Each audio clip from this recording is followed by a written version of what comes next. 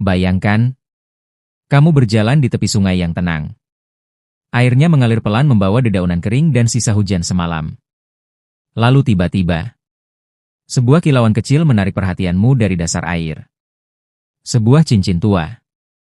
Kusam, berlumur lumpur, namun masih memantulkan cahaya matahari sore.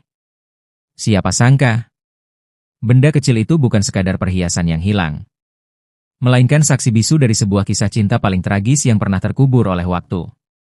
Sebelum kita masuk ke ceritanya, dukung channel ini dengan subscribe, like, dan bagikan, agar kisah-kisah tersembunyi seperti ini tidak ikut hilang di telan zaman. Sekarang, dengarkan baik-baik, karena kisah ini benar-benar terjadi. Bagian 1, cincin di dasar sungai. Sungai itu bernama Sungai Aruna. Mengalir tenang di antara dua desa tua yang telah ada sejak ratusan tahun lalu. Tak banyak yang istimewa dari sungai itu. Tidak lebar, tidak deras, dan bukan jalur perdagangan utama. Namun bagi penduduk desa, Sungai Aruna adalah tempat kenangan. Tempat orang mencuci. Tempat anak-anak bermain. Dan tempat para pemuda dahulu mengukir janji. Cincin itu ditemukan oleh seorang pemuda bernama Raka. Seorang peneliti sejarah lokal yang sedang mendokumentasikan situs-situs lama. Awalnya ia mengira itu hanya besi tua. Namun saat dibersihkan, terukirlah dua huruf di bagian dalamnya. S.A. abadi. Ukiran itu terlalu rapi untuk sekadar perhiasan biasa. Dan terlalu dalam untuk dibuat asal-asalan. Raka membawa cincin itu ke sesepuh desa. Dan di sanalah, sebuah kisah lama akhirnya dibuka kembali. Bagian 2, cinta yang tak direstui. Puluhan tahun lalu, desa itu dipimpin oleh seorang bangsawan tanah bernama Arya Wicaksana. Ia memiliki seorang putri. Cantik, lembut, dan dikenal bijaksana. Namanya Sekar Arum. Sekar tumbuh di lingkungan serba cukup. Namun hatinya justru tertarik pada hal yang sederhana. Setiap sore, ia sering turun ke sungai ditemani Dayang. Dan di sanalah ia pertama kali bertemu Surya. Surya hanyalah pemuda biasa. Anak seorang penjaga perahu. Hidupnya sederhana. Pakaiannya sering lusuh. Namun tutur katanya halus dan jujur. Mereka berbincang tentang banyak hal. Tentang air yang selalu mengalir. Tentang hidup yang tak selalu bisa dipilih. Dan tentang mimpi untuk bebas menentukan masa depan. Tanpa disadari, pertemuan itu berubah menjadi rindu. Rindu yang diam-diam tumbuh menjadi cinta. Namun cinta mereka adalah cinta yang terlarang. Karena bagi Arya Wicaksana, putrinya telah dijodohkan dengan bangsawan lain demi kekuasaan. Bagian 3, cincin janji. Di suatu senja, saat langit berwarna jingga dan air sungai berkilau keemasan, Surya menyerahkan sebuah cincin sederhana. Bukan emas murni. Bukan berlian mahal. Hanya cincin perak buatan tangan. Namun di sanalah terukir janji. S.A. abadi. Sekar menerimanya dengan tangan gemetar. Air matanya jatuh ke sungai. Membawa doa yang tak pernah terucap lantang. Mereka berjanji, jika dunia tak mengizinkan mereka bersama, maka cinta mereka akan tetap hidup. Meski hanya sebagai kenangan. Namun janji terkadang terlalu berat untuk dipikul oleh dua hati muda. Bagian 4, malam pelarian. Hari pernikahan Sekar semakin dekat. Desa dipenuhi hiasan. Genderang mulai ditabuh. Namun di malam sebelum pernikahan itu, Sekar melarikan diri. Ia berlari menuju Sungai Aruna. Tempat terakhir mereka merasa bebas. Hujan turun deras. Air sungai meluap. Gelap menelan segalanya. Surya menunggu di tepi sungai. Namun penjaga-penjaga ayah Sekar telah mengejar mereka. Dalam kepanikan, Sekar terjatuh ke sungai. Surya melompat tanpa ragu. Namun derasnya arus malam itu tidak memberi ampun.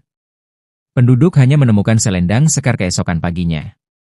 Dan sejak hari itu, tak ada lagi yang melihat Surya. Bagian 5, sungai yang menyimpan rahasia. Waktu berlalu. Desa berubah.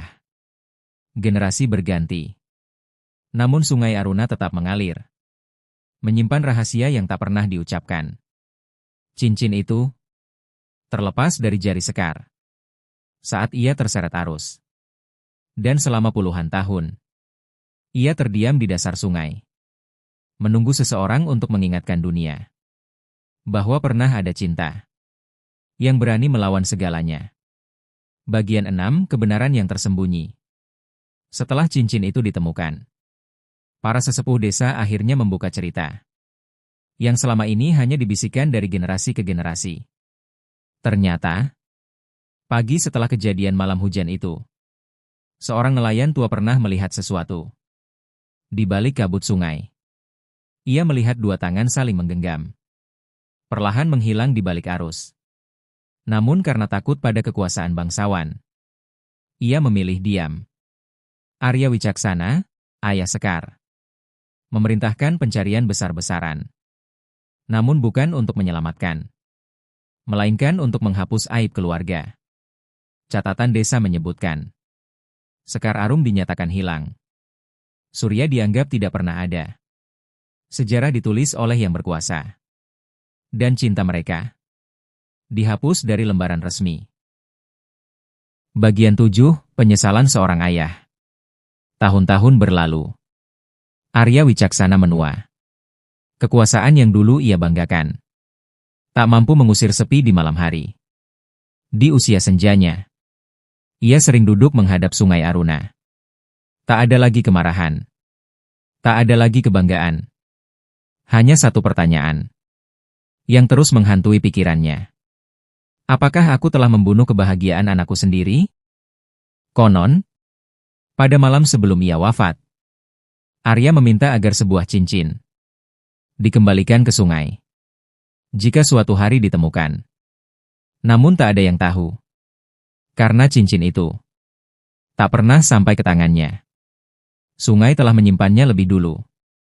Bagian 8, jejak cinta yang abadi. Raka meneliti lebih jauh. Ia menemukan puisi lama di arsip desa, tanpa nama penulis. Namun bait terakhirnya berbunyi, jika raga kami terpisah oleh arus, biarlah air menjadi saksi bahwa cinta kami tidak pernah tenggelam. Puisi itu cocok dengan ukiran di cincin.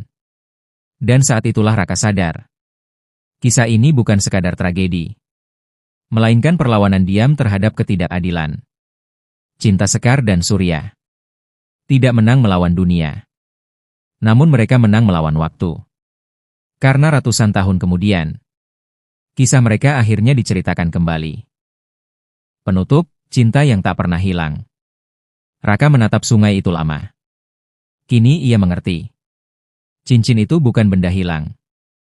Ia adalah pesan bahwa cinta sejati tak selalu berakhir bahagia, namun selalu meninggalkan jejak.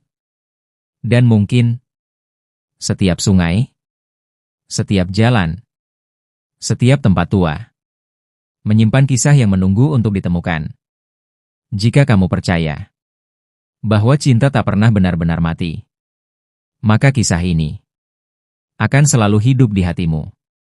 Subscribe channel ini agar kita bisa terus menghidupkan kisah-kisah yang hampir dilupakan dunia. Karena siapa tahu, kisah berikutnya adalah kisah yang paling menyentuh yang pernah kamu dengar.